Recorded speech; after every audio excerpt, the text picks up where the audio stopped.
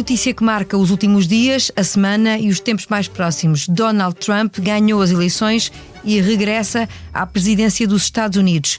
Como é que este cenário foi possível? Que impacto tem este regresso? E o que significa na política interna e externa norte-americana? É o que vamos analisar já a seguir em mais um episódio do podcast Miguel Sousa Tavares de Viva Voz. Venha daí, eu sou a Paula Santos.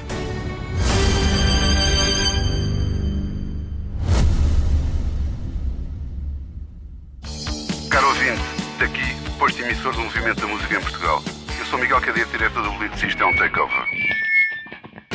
É isso mesmo, o podcast Posto Emissor tomou conta deste podcast que agora estava a ouvir. E temos um convite muito sério para lhe fazer. É para uma festa, diria mesmo uma grande festa. Vai ser no dia 12 de dezembro, na Mel Arena. E os bilhetes já estão à venda. O motivo desta celebração, 40 anos da Blitz. Isso mesmo, 40 anos da melhor música portuguesa, com concertos muito especiais dos Chutes e Pontapés, Capitão Fausto, Maro e Gisela João. O que vai poder ver, ouvir e sentir ao vivo é algo que promete ficar para a história, para a da Blitz e para a sua. Contamos consigo? Olá, Miguel. Olá, Paula, viva. Uma vez mais, as previsões estavam longe da realidade. Não houve empate, nem sequer foi preciso esperar até ao fim da contagem para ficarmos a conhecer o nome do sucessor de Joe Biden. Trump regressa, mais forte no voto popular e não só, numa vitória que se traduz em poderes cujo alcance ainda não vislumbramos. Que trunfos, Miguel, foram estes que conquistaram os eleitores, na sua opinião? Paula, eu acho que as previsões não estavam muito erradas. As previsões é que foram lidas de uma maneira, por exemplo, na imprensa democrática americana, que é a maior parte dela, que era quase toda anti-Trump, foram lidas de uma forma demasiado otimista. No último número do Expresso eu comecei por escrever: a menos que haja um milagre, acordaremos na quarta-feira, dia 6 de novembro, com Trump na presidência. O Miguel nunca achou que houvesse aqui de facto um equilíbrio entre os dois em termos de votação? Não achei por duas razões. A primeira é a aplicação da lei de Murphy à política, que eu já aplico há vários anos. A lei de Murphy diz que quando uma coisa pode correr mal ou bem, vai correr mal. E eu acho que na política hoje em dia aplica-se a lei de Murphy. A segunda razão é que eu acho que os sinais do regresso de Trump ao poder estavam escritos já em todos os lados, gritavam há muito tempo, pelo menos desde que o Partido Democrata insistiu na candidatura de Joe Biden até julho passado, e desde que o Partido Democrata subestimou o regresso de Donald Trump. Acharam que os problemas judiciais de Trump, os escândalos sucessivos em que ele se envolvia, a linguagem desbragada dele, afastariam os eleitores americanos, partindo do princípio que a maioria dos eleitores americanos é fiel à Constituição, é fiel ao Estado de Direito, é fiel aos fundamentos da democracia americana. Acontece que aqui há um erro de percepção muito grave. A maioria dos eleitores americanos não é fiel a nada disso. E revê-se no estilo de Trump, vê em Trump um líder, vê nos objetores de Trump uma elite intelectual que é contrária aos interesses do povo, aos interesses da economia, aos interesses da liderança americana no mundo, e portanto inclinava-se para Trump. É o sinal dos tempos. Mais do que uma derrota de Biden ou de Kamala Harris, o Miguel dizia há uma semana que uma vitória de Trump seria a derrota do Partido Democrata, que não soube preparar o futuro. Com este resultado, não são boas as perspectivas para os derrotados. E agora como é que se recupera? Admitindo que isso acontece. Bom, essa questão eu acho que ultrapassa muito o cenário político americano. Eu acho que é uma questão que neste momento atravessa todas as democracias no mundo ocidental, e não só. É uma questão muito profunda. Há um movimento subterrâneo de massas em relação a regimes fortes, a líderes autoritários e ao desprezo por aquilo que são os fundamentos das sociedades democráticas, que é a alternância no poder, o livre-jogo, a escolha baseada em informação credível, e tudo isso está a desmoronar-se aos poucos. E, portanto, há uma tendência muito forte para empurrar os populistas e os extremistas para o poder. E essa questão ultrapassa em muito os Estados Unidos. Os Estados Unidos a eleição americana foi a última gota d'água, mas já era previsível. Já temos na Europa vários movimentos de extrema-direita no poder, em vários países. Temos o caso argentino, que eu chamo fascismo tintim, porque tem qualquer coisa de específico sul-americano, que faz lembrar os livros do ERG. Mas esse movimento é incontrolável. Nós, já disse isto aqui várias vezes, Paula, nós vivemos em tempos em que cada vez as questões são mais complexas. A humanidade já são mais de 7 bilhões de habitantes e aquilo que era o mundo, apesar de tudo gerível para 5, 6 bilhões, neste momento já é muito mais difícil de gerir. As questões ambientais são complicadas, as questões económicas são complicadíssimas. Voltaram ao de cima tensões regionais que imaginávamos sepultadas para sempre. A lei das armas voltou a funcionar em vários sítios e para essas questões é necessário muita informação, muita reflexão, tanto dos cidadãos como dos dirigentes, e os cidadãos não estão para isso, os dirigentes também não estão para isso, vão atrás dos cidadãos, e aquilo que acaba por prevalecer é a informação entre aspas, sumária das redes sociais, que é uma forma de desinformação, e o apelo então a respostas simplistas e a líderes populistas que prometam para já dar cabo de tudo, dar cabo do sistema e depois amanhã prometerão um paraíso ao fim do túnel. Eu acho que só conseguiremos reverter isto na segunda fase, quando os povos perceberem que não há paraíso nenhum ao fundo do túnel através da ditadura. Vai ser pior. Olhemos concretamente para o que será o futuro da América com Trump. Que tipo de governo acha que podemos esperar? Eu acho que podemos esperar o pior possível em relação ao que foi o primeiro governo de Trump. No primeiro governo de Trump, ele herdou, apesar de tudo, muitos membros dos republicanos que não estavam ainda contaminados pelo movimento MAGA, que eram pessoas que podiam ser conservadores, podiam ser extremistas, mas, apesar de tudo, tinham uma fidelidade essencial aos valores da Constituição americana e, por isso, se afastaram ou foram afastados. Muitos deles acabaram a assinar um manifesto a favor da candidatura de Kamala Harris. Hoje, todos eles foram classificados por Trump como incompetentes e traidores, e ele vai se rodear apenas de yes men. E, portanto, a sua equipa vai ser não apenas mais monolítica ideologicamente, mas muitíssimo mais incompetente e menos respeitadora do Estado de Direito. Por outro lado, ele vai ter aquilo que não teve no primeiro mandato, vai ter o poder absoluto. Vai ter o poder absoluto no Capitólio, tanto no Senado como na Câmara dos Representantes, no Congresso. Vai ter o Supremo Tribunal com uma maioria de 6 contra 3 juízes nomeados a seu favor, aliás, 3 deles nomeados por ele, são juízes vitalícios. Vai ter a maioria dos governadores de Estado, vai nomear, graças à maioria no Senado, uma quantidade de juízes federais com a sua orientação política, tem a imprensa controlada através das redes sociais e já convenceu a maioria dos americanos que a imprensa não é fiável e, portanto, não há nenhum obstáculo entre ele e o poder absoluto. E vamos ver como é que ele vai gerir esse poder absoluto. Há uma hipótese muito ténue de que, em lugar de se deslumbrar consigo próprio, Trump se assuste também com a dimensão desse poder e, às tantas, sofra do complexo do vencedor que já não tem adversários à altura. Essa é a única hipótese dele se poder moderar internamente. Agora, os tempos vão ser muito duros para os imigrantes nos Estados Unidos, vão ser muito duros para aqueles que se batem pelos direitos humanos, vão ser muito duros para a imprensa livre, vão ser muito duros para as minorias económicas, vão ser muito duros para os americanos que dependem do Medicare para terem assistência médica, porque ainda há americanos que podem morrer na rua sem assistência de saúde, e nesse aspecto os Estados Unidos vão agredir, não é? Como é óbvio. A nível internacional, saindo agora da escala apenas norte-americana, já muito falámos do impacto de uma possível vitória de Trump. Comecemos agora pela Ucrânia. Zelensky não tem razões para celebrar. Não tem razões nenhumas para celebrar, tem razões para meditar até que ponto a sua aposta, diga-se de passagem, foi sempre apoiada por Biden e sobretudo pela Europa, uma vitória esmagadora contra a Rússia através do apoio sem fim dos Estados Unidos, foi uma aposta errada. E essa, para mim, é a terceira razão da vitória de Trump. Foi a economia, foi a imigração e foi as guerras no exterior, sobretudo a guerra da Ucrânia. Como eu escrevo no meu texto, eu não sei como é que os líderes europeus e Zelensky se convenceram que uma maioria de americanos estava disposta a envolver-se numa terceira guerra mundial na Ucrânia, em nome da defesa de interesses europeus.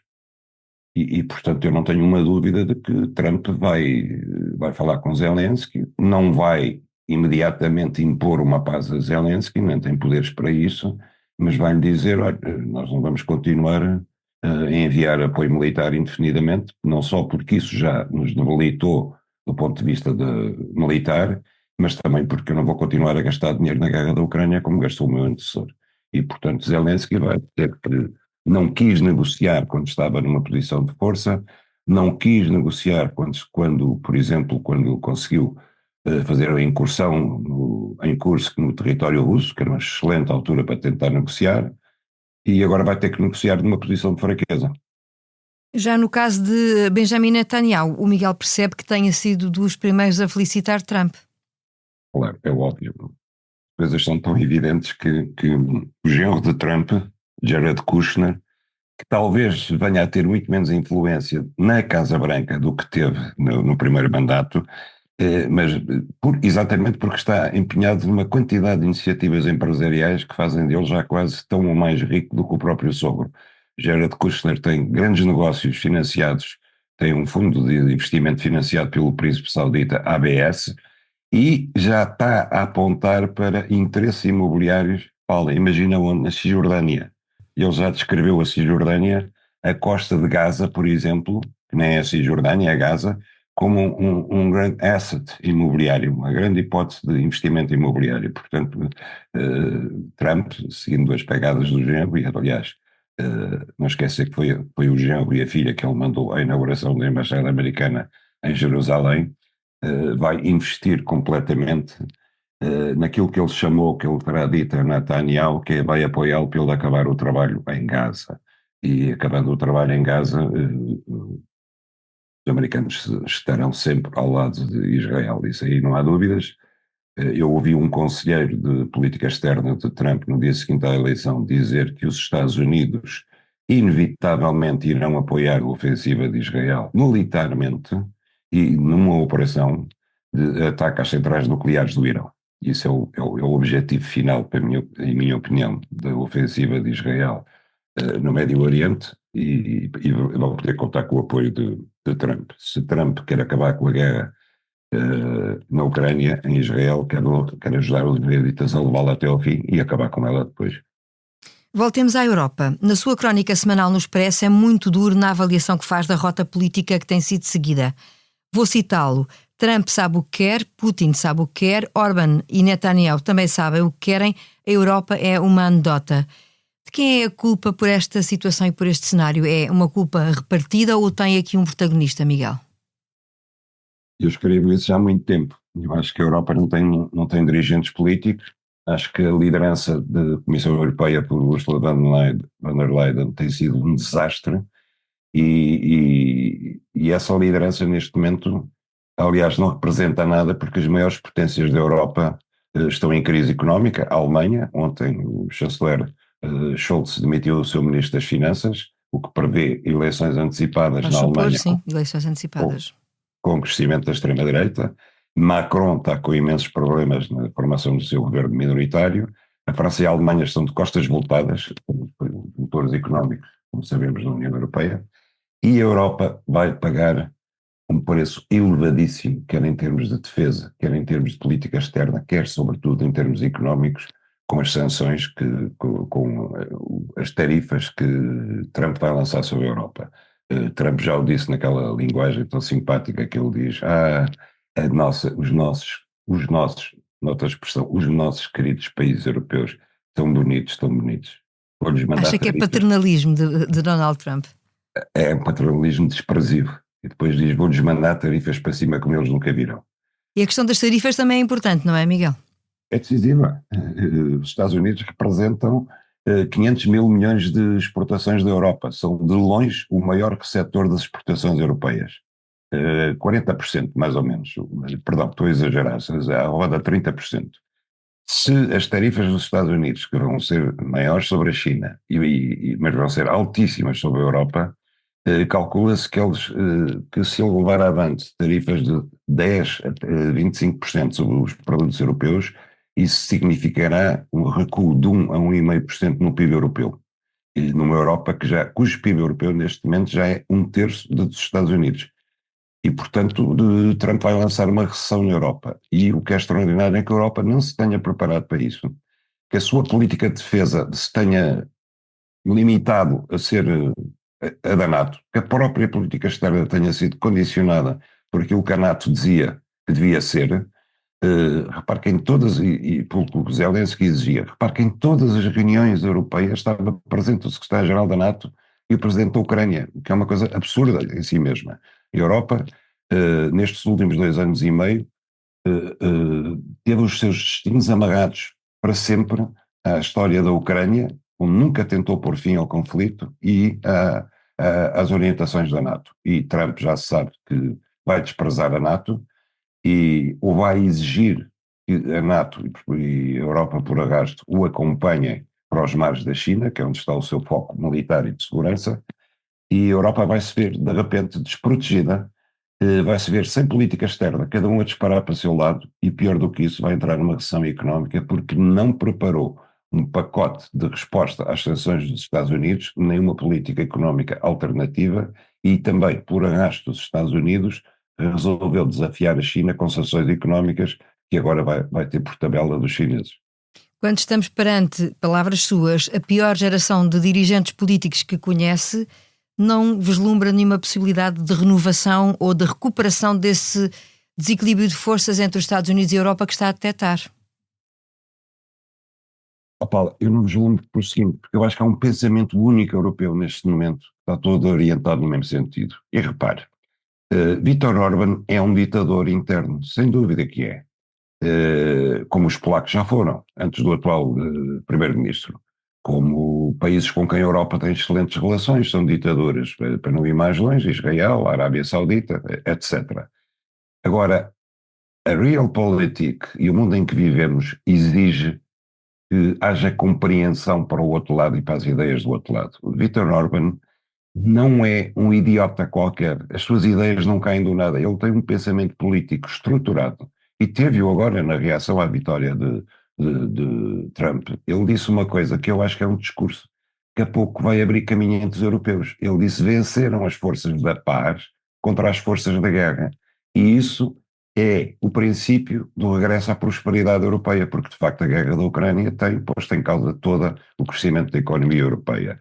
Eu acho que a Europa está de tal maneira centrada num pensamento único que, por exemplo, não foi capaz de ver na recente reunião dos BRICS e no movimento crescente dos BRICS qualquer coisa de diferente que a desafia e com que tem que concorrer. Estamos amarrados a um pensamento que exige que tudo o que não seja o que chamam democracias liberais é para desprezar e é para deitar fora, mas depois há exceções, das quais Israel é o caso mais evidente. E eu acho que enquanto este pensamento único se mantiver sem ser questionado, não apenas nos governos e nos parlamentos, mas nas universidades e na imprensa, a Europa estará sempre condenada a andar para trás. E aquilo que me espanta a mim é que essa reflexão ainda não tenha começado, olhando para a situação em que está a Europa. Nos últimos 10 anos, a Europa, que era a terceira potência mundial enquanto conjunto de países, hoje em dia é desprezível, já está para trás da Índia, já está para trás de países como a Coreia do Sul, já está para trás de vários países dos BRICS, já conta muito pouco hoje em dia, quer do ponto de vista económico, quer do ponto de vista de política externa ou de segurança. Falamos da Europa e também das consequências da eleição de Donald Trump, um tema que certamente nos irá acompanhar nos tempos mais próximos. Recentramos agora as nossas atenções para um episódio que tem feito correr muita tinta dentro de portas. E assim entramos no improviso. O presidente da Câmara de Loures, eleito pelo PS, demitiu-se esta semana da liderança da Federação Socialista da região de Loures, depois de ter sido publicado um artigo de opinião assinado por António Costa e outros nomes socialistas a criticar ideias polémicas que Ricardo Leão defendeu. Um artigo também que entra em confronto direto com Pedro Nuno Santos. E tudo começou com uma frase do autarca a defender o despejo de inquilinos que tenham participado nos distúrbios das últimas semanas. Pedro Nuno Santos classificou o caso como um mau momento. António Costa foi bem mais severo. Miguel, quem é que esteve bem e mal neste processo? Olha, primeiro acho que António Costa esteve muito mal em regressar à vida política nacional, 7 meses depois, a propósito deste caso. Se tivesse querido regressar e designadamente para criticar políticas internas do seu partido, não lhe faltaram ocasiões anteriores bem mais importantes e sobre matérias bem mais relevantes do que esta. Segundo, acho que Ricardo Leão não podia ter feito outra coisa senão demitir-se da presidência da FAUL, uma vez gerada tanta contestação interna lá dentro. Indo direito ao caso em si, eu acho o seguinte, eu acho que Ricardo Leão e o Partido Socialista, os vereadores socialistas em Loures, cometeram um erro, que foi aliarem-se a uma moção do Chega, que eles e os vereadores do PSD, que propunha que fossem despejados das habitações sociais da Câmara os inquilinos que tivessem cometido crimes. Eu acho inacreditável que o tenham feito, porque isso bradava aos céus, saltava aos olhos, que isso era uma moção, uma recomendação completamente inconstitucional, completamente ilegal. Trata-se de uma sessão penal acessória, cuja competência exclusiva é da Assembleia da República e não de uma Assembleia Municipal. E mesmo que fosse aprovada uma lei da Assembleia da República, seria obviamente inconstitucional, porque aplicar-se apenas aos habitantes de Loures e apenas àqueles que vivessem em bairros sociais, o que era completamente absurdo. Quer dizer, isto entra pelos olhos adentro de qualquer um. Mas a seguir ele tem uma declaração em que diz que quem comprovadamente tivesse sido condenado por ter participado nos desacatos que houve em Loures, nomeadamente incêndios de automóveis, ataques a autocarros e incêndios de caixotes de lixo, deveria ser despejado sem dó nem piedade das habitações sociais. Ora bem, aqui é que eu já distingo. A expressão sem dó nem piedade foi muito infeliz porque também contribuiu para acicatar os ânimos numa altura em que é preciso acalmá-los. Mas quanto ao ponto-chave em si, eu não consigo discordar de Ricardo Leão. Porquê? Porque a habitação social é um direito que a comunidade atribui e é um privilégio que a comunidade atribui, que é dar uma casa a uma renda simbólica a quem precisa de casa.